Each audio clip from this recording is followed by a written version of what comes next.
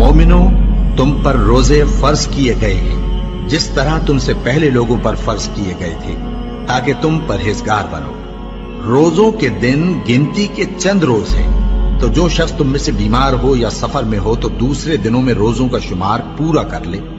और जो लोग रोजा रखने की ताकत रखें लेकिन रखें नहीं, वो रोजे के बदले मोहताज को खाना खिला दें। और जो कोई अपनी मर्जी से ज्यादा नेकी करे तो उसके हक में ज्यादा अच्छा है।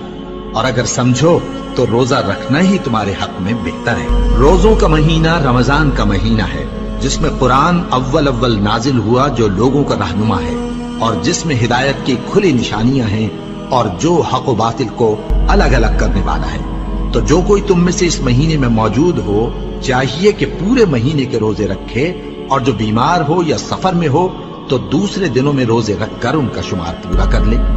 अल्लाह तुम्हारे हक में आसानी चाहता है और सख्ती नहीं चाहता।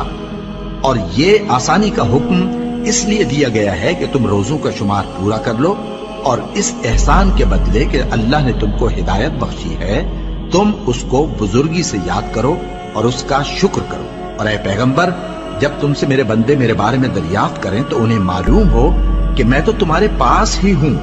जब कोई पुकारने वाला मुझे पुकारता है तो मैं उसकी दुआ कबूल करता हूं।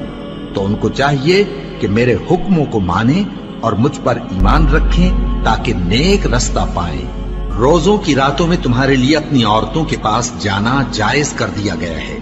वो तुम्हारी पोशाक हैं और तुम उनकी पोशाक हो।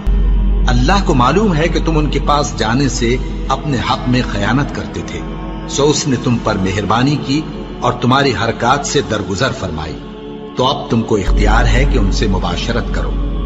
और अल्लाह ने जो चीज तुम्हारे लिए लिख रखी है, यानी औलाद, उसको अल्लाह से तलब करो और खाओ और पियो, यहां तक कि सुबह की सफेद धारी रात की सियाह धारी से अलग नजर आने लगे।